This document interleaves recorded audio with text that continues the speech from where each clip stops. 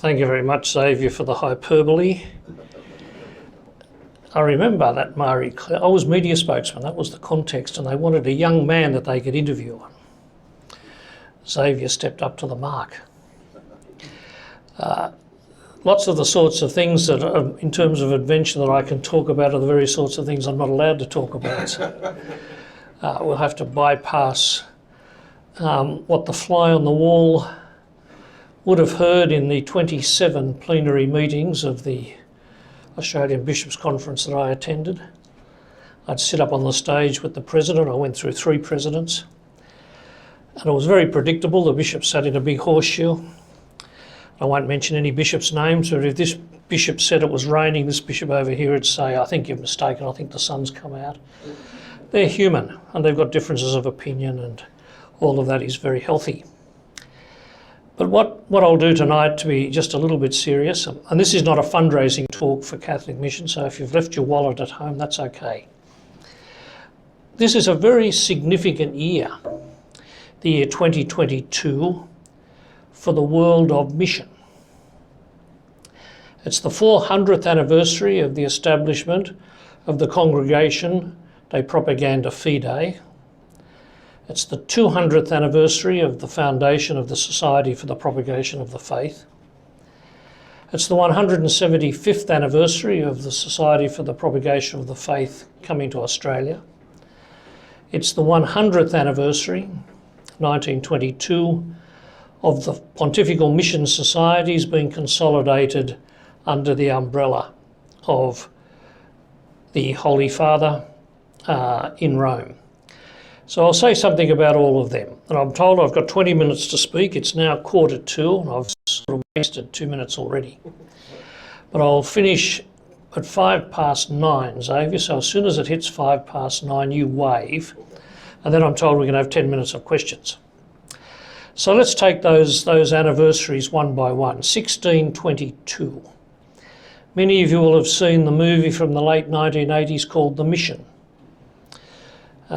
Morricone, I think, wrote the film score, famous piece of music, and a very powerful movie of the work of the Spanish missionaries in South America. In 1622 there was trouble in mission land because the Spaniards and the Portuguese didn't get on, and the Pope at the time, Clement XV, thought that there should be some better organisation of the Church's missionary activity. Clement XV had been educated by the Jesuits, and they of course had a very significant role in what we call the Counter-Reformation, the aftermath of the Protestant Reformation. And Clement XV also had a vision: not only should the Church's mission extend to what were known in those days as sort of the pagan lands, but he wanted to get a bit of territory back that had been lost to the Protestants. 1622 was a particularly significant year because there were a few saints canonised that year that you may have heard of. St Francis Xavier, St Ignatius Loyola, St Teresa of Avila. Anyway, Clement XV establishes this office in the Vatican, the Office de Propaganda Fidei, the Office for the Propagation of the Faith. And that was responsible for the Church's missionary work. The work flourished, and that congregation still housed in the same building down in the Piazza di Spagna. The building's known as the Palazzo de Propaganda Fidei. Fast forward 200 years to the year 1822, and a young French woman by the name of Pauline Jaricot was the daughter of a wealthy silk merchant. She went to Mass one Sunday, heard a very powerful sermon that turned her life around, and she realised that she was having this dissolute sort of life, high society. There was something more to life than that, and she set her heart on works of charity. I won't say too much about her because at the end of the evening you'll get a book of her life. But essentially she had this idea that the young women in her father's silk factory would get together for prayer, to pray for the missions And each prayer meeting they would just put in one coin, a sou, a cent or a penny. And they were in circles of 10, and those circles became hundreds, and the hundreds became thousands. And in a very short time, this work flourished. Contemporaneously with her having this idea, the French bishop in Louisiana, because Louisiana in the United States was French at the time, sends his vicar general off to Lyon to raise money. He gets a few people together and they think about what strategy are we going to use to raise money. And then someone put a spanner in the works, or a fly in the ointment, whatever sort of bit of cliche you like, and said, why are we only raising money for the bishop in Louisiana? There are all these other missions all around the world that need support as well. So in the context of 1822, we are talking about the massive flourishing of the church's missionary activity in France. You think of the religious orders founded at that time, Marist brothers, Marist fathers. And so this flourishing, and the women's orders as well, prompted Pauline, urged on by her brother, who was in the seminary, to raise funds for all of the missions. And so their vision was that there would be a solidarity fund that would give out money to all of the missions that were in need. 1822. That was the first of what became we now have 4 pontifical mission societies. That was the first. 1843, Bishop Forbin Jansen heard stories of infanticide in China, particularly with girls. And he wanted to do something to provide assistance to children who were living in poverty and children who were vulnerable. And that society came to be known as the Society of Holy Childhood. Now, I've looked around the room and there's no one much here tonight who's older than me. But if you're about my age, you might remember in the schools, the Catholic schools back in the 1950s or thereabouts, there were mission boxes. And people would raise money in this classroom and put their coins in the mission boxes for, and to use the language of the time, black babies in Africa. We don't use that language anymore. When the bishops established Caritas, or what was known as Australian Catholic Relief in the 1960s, Caritas Australia now, that's owned by the Australian bishops, they replaced those mission boxes with Project Compassion boxes. That's another story. So 1843, the second society, the Society of Holy Childhood. Then in 1889, a missionary came back to France from Japan, and he was talking to a mother and daughter, the Begards, Stephanie and Jean. And he was complaining how difficult it was to evangelise in Japan, where he had no native priests, speak the language, who knew the culture.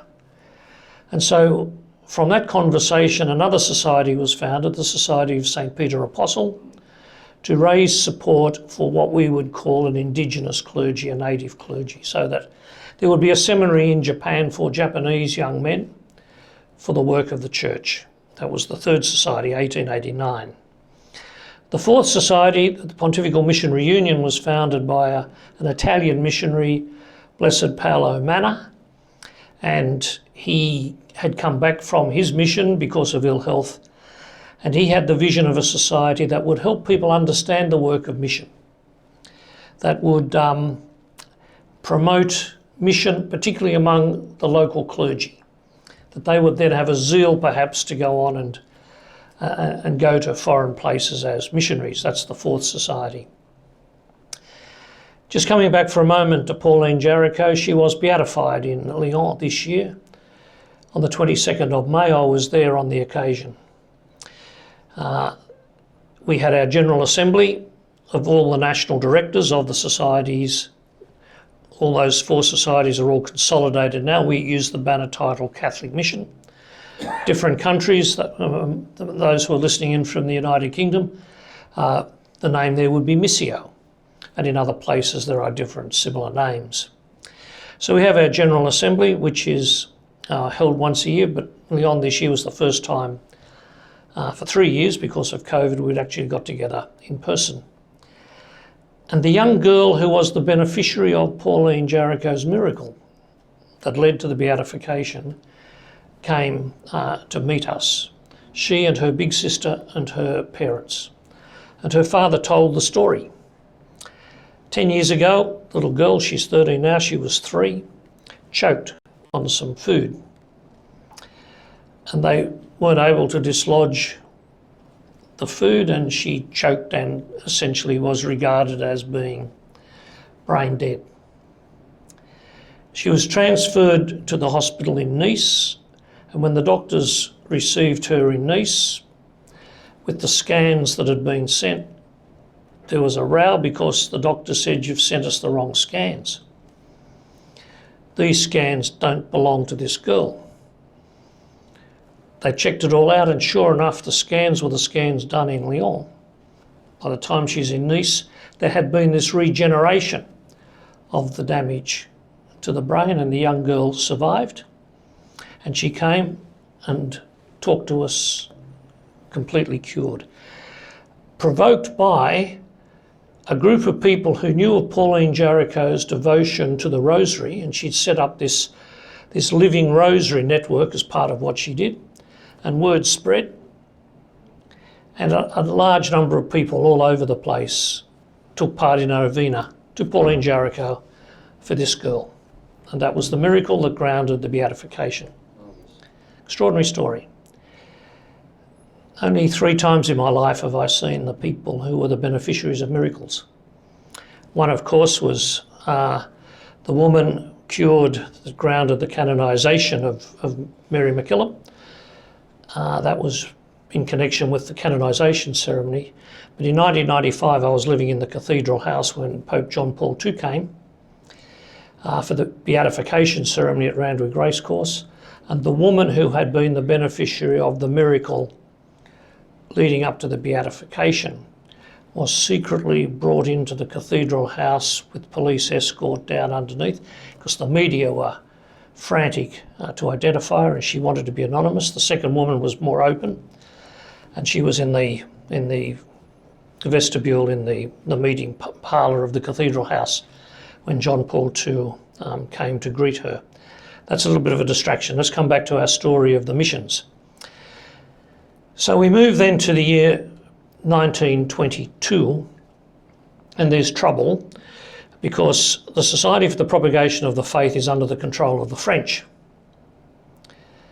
So 1922, just get the politic right in Europe. And all these other countries around the world that were raising money got resentful of sending their money to the French, because they thought all the French are going to do is give it to French missions. Anyway, these things happen in the life of humans, and so the Pope Pius XI, consolidated it and brought them to Rome and made them an official papal work. Just go back 3 years before that, though, to the year 1919. Pius XI's predecessor, Benedict XV, wrote an encyclical, Maximum Illud, on the work of mission. And it revolutionised the Church's understanding of missionary work, which for so long had been caught up with colonial expansion. And even the language at the time would be language we would never use today, but it was to send missionaries out to these dark places to civilise the savage. That was the language used in church documentation back then. Slight digression, if you want to understand what's going on in Canada at the moment with the Pope and the First Nations people, you've got some vestige of that attitude of mind, which was not only in church circles, but it was in government circles as well, of the way in which people who were perceived to be nomadic, uncivilised and so on were supposed to be assumed into what was thought to be civilised society, shorthand for the Western culture that we know from our own experience. But in 1919, Benedict XV was well ahead of his time, where he railed against that. And he made the point particularly that there should be an encouragement of local vocations. And he said something that seems so obvious, that the people the native peoples, as they were called, were no less intelligent than the white missionaries who went to evangelise. Now, we would almost laugh at that, but you've got to understand the context and attitude of the time. So 1919, Benedict XV, Maximum Illud, a wonderful encyclical that separated the work of evangelisation from the politics of colonial expansion. And he complained, he said, some of the missionaries are going off to these places more interested in promoting their country than promoting the gospel. And of course, again, the context of the middle of the 19th century, early to middle part of the 19th century, the expansion of colonialism was a competition. Who would get there first? So if you understand the geography of the Pacific, whether you speak English or French, whether you are in Noumea or Fiji, depends on who got there first. Was it the Marist fathers, St. Peter Chanel, who went to Wallis and Futuna? 100% conversion. It was the most Catholic part of the world. The entire country, after his martyrdom, became Catholic. A little digression, when we went to Paris for World Youth Day in 1997, we had the young people from Wallis and Futuna as part of our group, Australia and New Zealand, and the Marists, who were very big in New Zealand, were part of it all. And these young people, just try and picture it, Wallis and Futuna, two little islands out there in the middle of the water, where you haven't got a building that's more than one story. There's no such thing as a two-story building. Flying to Paris. Blew them away. That's a digression. We come back to where we were. So whether you were in Angola or Mozambique and spoke Portuguese, or whether you were in Chad and spoke French, or whether you were in Kenya and spoke English, depended on which missionaries got there first.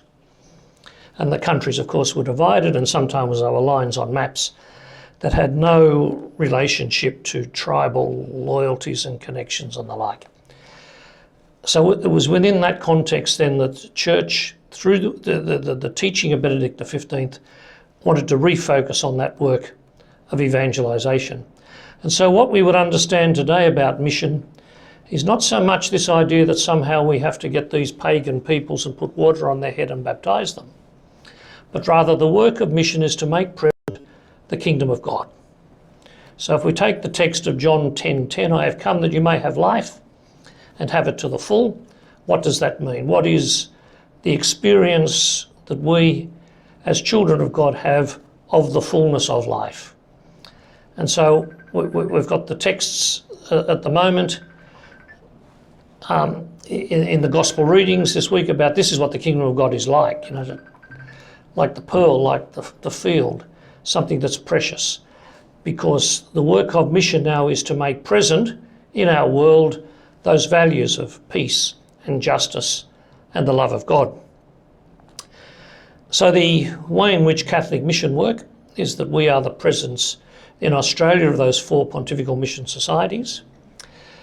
And I'm a Vatican appointment, so after I'd finished 12 years in Sydney as the Archdiocesan Secretary, there'd been a change of Archbishop from Cardinal Clancy to Archbishop Pell, as he was. And so I moved to Canberra then as Secretary of the Bishops' Conference.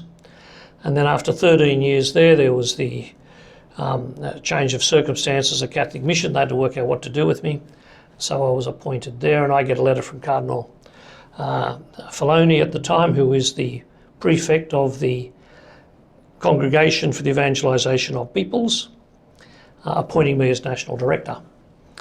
And the recent reform of the Roman Curia has brought together 2 offices in the work of evangelisation. One is the old Congregation for the Evangelisation of Peoples.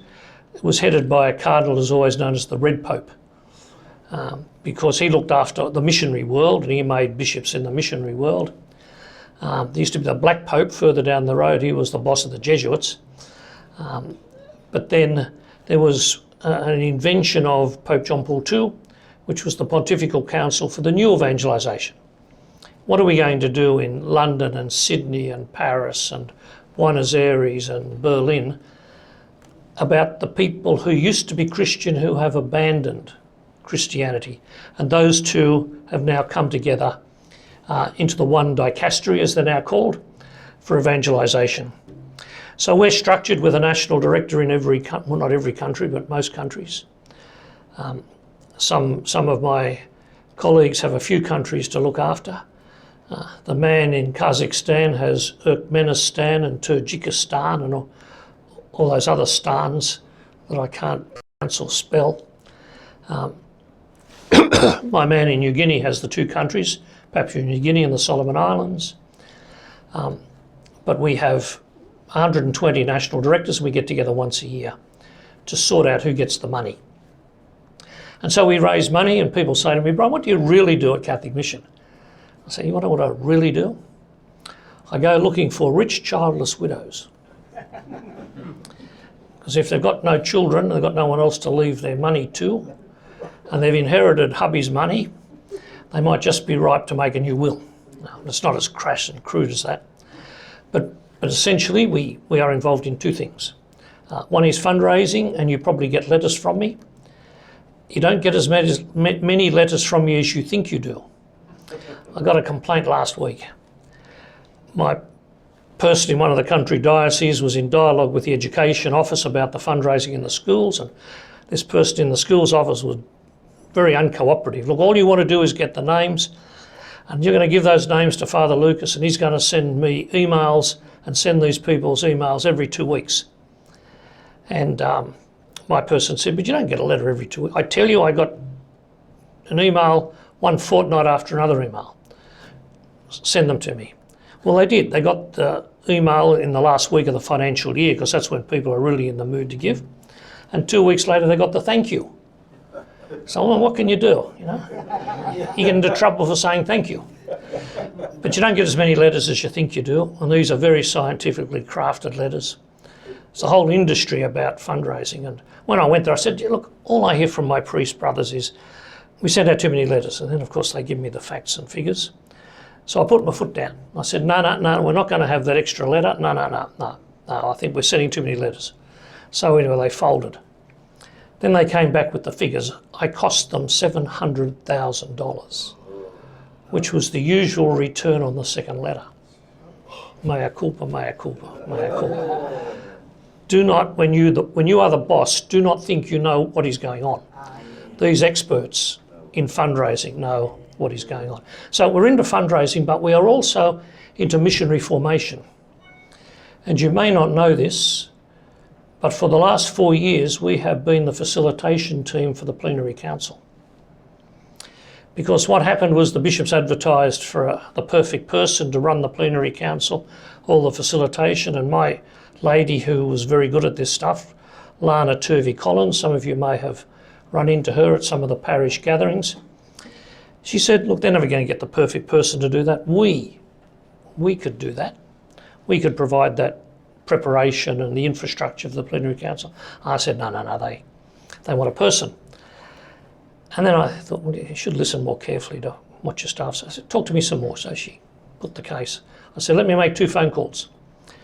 So I rang Archbishop Hart, who'd been president in my time. Is this a silly idea? He said, oh, it's a bit different, but it's not ridiculous. Then I rang Archbishop Coleridge and I said, we've got this idea. Well, he wasn't so sure, but of course the best way, I learnt this. I mean, I know how to work these things. The best way for bishops, when they're not really sure, is say, look, I'll send you a submission.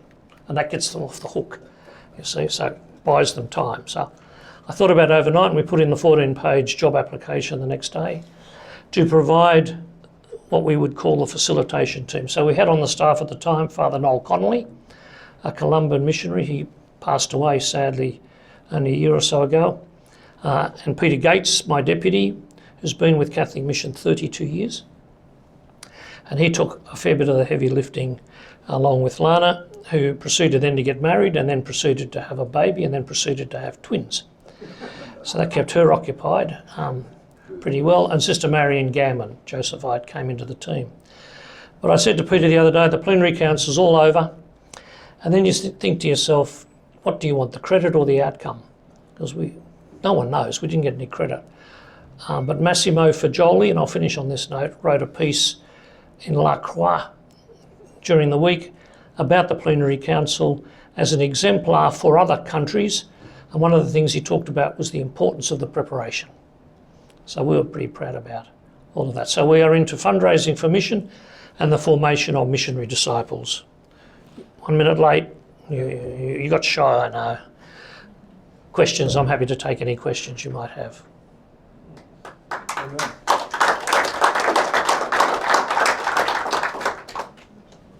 Peter.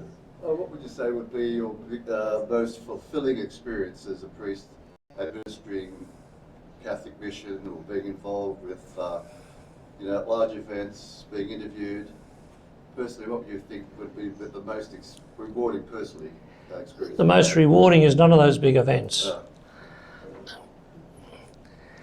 Some of the most moving occasions when I was on the cathedral staff. I was curate for 3 years before I was Archdiocesan Secretary, and we looked after Sydney Hospital. And it'd be the call you get at 2 o'clock in the morning because someone's been brought in by the police, having been found in the domain. And to sit there with a homeless man as he dies. No one else there. Did that more than once. I think some of the most rewarding parts of priestly ministry is really the attending to people in those sorts of circumstances. And the crisis. I remember once I got a call, you'd hear the ambulance, and then the siren would stop and the phone would ring and it'd be, Sydney Hospital had an emergency. We're talking back in the late 80s. And this was in the early afternoon. I remember going up there. This man had gone, he worked in one of the buildings in the city, one of the government departments or something, and he had a game of squash at lunchtime. Felt a bit sick after the game of squash, so he went to the doctor who was in the building and had a cardiac arrest in front of the doctor. Any doctors here in the room? It's not a bad place to have a cardiac arrest, is in front of the doctor. So the doctor gets him round, the ambulance comes, he has a cardiac arrest in the ambulance on the way to the Sydney Hospital, and they get him around and they bring him in to treat him in the emergency, and he has another cardiac arrest and they don't get him around. Man in his 40s, left work that morning, teenage kids, off, wife, children, off to work. They expected him to come home, and I waited because, police had got in touch. And I remember I still have the vision of the woman racing through, those plastic flappy doors, and she saw me and went to pieces, of course, and we had to sit with her. They're the moments where there is really nothing much else that you can do but be there. But in terms of glamour, I can talk glamour. I've shaken hands with John Paul II and Benedict XVI and Pope Francis. Every time I'd come back, I'd have another photo with the Pope and give it to my mother, and she put them in the same, frame each time I'd come back from a trip, like with the bishops. It was a very powerful moment when we took the bishops, each 5 years the bishops go on a visit to Rome. I did it twice. And to compare John Paul II, my first handshake with him was 1987, to what he was like in 2000 and 2004, when they wheeled him in. He had Parkinson's. And in 1987, the moment I had then was to celebrate Mass with him. He stood there in his chapel, I stood there. The priest I was with, Michael Foster, who was rector of the seminary my age, died in 2003. And Monsignor Divich, the private secretary. I was a bit lucky because my first parish was Mount Pritchard in Molti Italiani. So we used to have Mass every day in Italian, so I could, Nolo Meta Padre Figlio.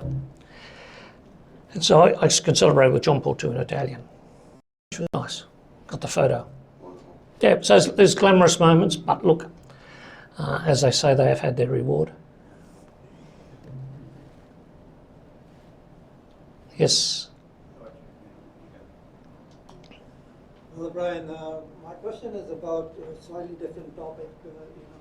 A friend of mine was telling me about the difficulties, because he's an admirer of the Little Sisters of the Poor. and he was telling me of the almost persecuted by in particular by the Barack Obama administration. They ask you things that almost unchristian. And then we sort of ended up saying, Christianity started as an underground religion. It started that way with the catechumens, and the question is, will it end up that way with all the persecution and the changes happening around the place? Is that what your opinion is? Sure. Well, statistically, the most persecuted religion is Christianity, partly because it's the most diverse in terms of its geographical spread. It does get caught up in politics, and in many places the church is the voice of what you might call the opposition to corrupt regimes. And so it's in the interests, often, of some politicians to marginalise church leadership. And that can be a very complex challenge for the church. And China is the current test case, you might say. What do? You do a bit of a deal with the government, so you got your little toe in the door. Xi Jinping won't live forever. And if you can keep your little toe in the door, it might open up a bit. Others say, yes, but while you got your little toe in the door, bad things continue to happen. These are very difficult political judgments. But the persecution of the church for what we might call traditional belief, and let's bring it back to the arguments we had here on same-sex marriage, and religious freedom and so on. They are not easy to resolve. I think part of the problem we often have in these controversies is making the distinction between what is legal and what is moral. And they can often be different. And knowing which fights are worth fighting and what doesn't matter. Even Thomas Aquinas way back in the 13th century could understand, he used the example of prostitution. It might be immoral, but you might not be able to stop it through law. So some of these issues can be difficult. Also questions of funding, the unwillingness sometimes because of political correctness for certain groups to have access to government funding. And I think the church sometimes doesn't handle the disputes properly, but at the same time can be very much the victim of powerful minority pressure groups. And we've got to be alert. But at the same time, knowing when to be pragmatic and when to be principled is an art. And sometimes we get it right, sometimes we don't. Father Brian, thank you for your illuminating address. It was very interesting. The thing that I always think about is about the missionaries within Australia, of the so-called horror stories about how they forcefully converted people and so on that. But what we don't hear about, unfortunately, is the success stories. And I'd just like a comment from you.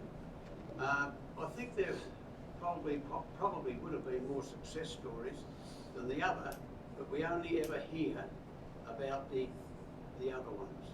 And so I'd like a comment on that. So I'm stepping into the quicksand because this is a very sensitive issue. Without doubt, in those mission institutions, some bad people did some bad things to children. We can't defend that, we can't excuse it, and there's no excuse for it.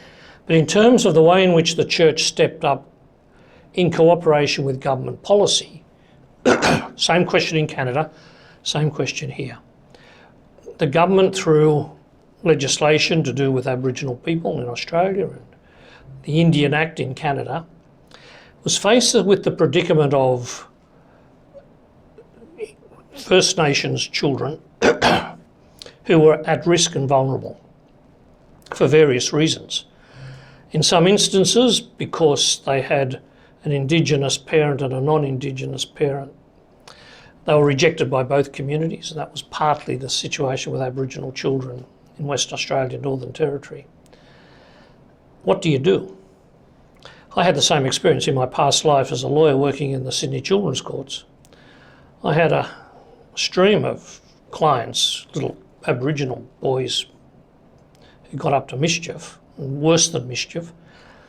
And there's a whole lot of issues to do with social deprivation and cultural issues as to what provokes that, and it hasn't got any better 50 years later.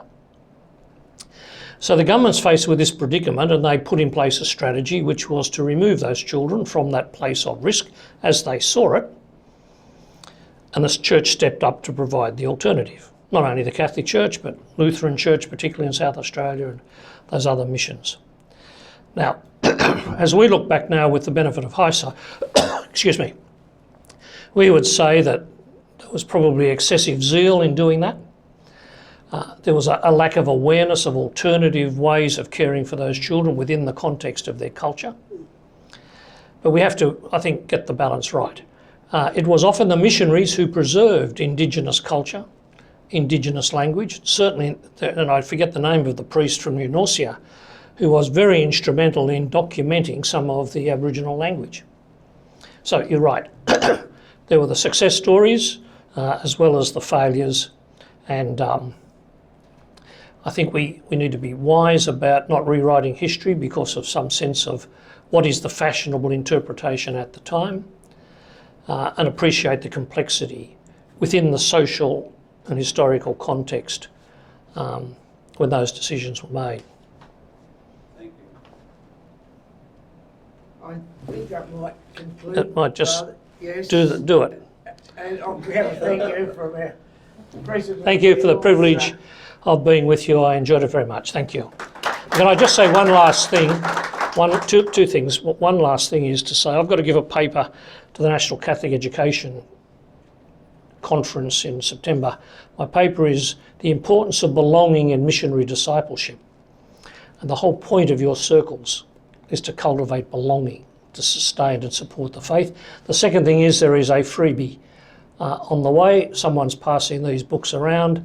It's a little book on the life of Pauline Jaricot that my predecessor had a few 100,000 printed, and I'm now 30 of the hundreds of thousands, not taking up space. No.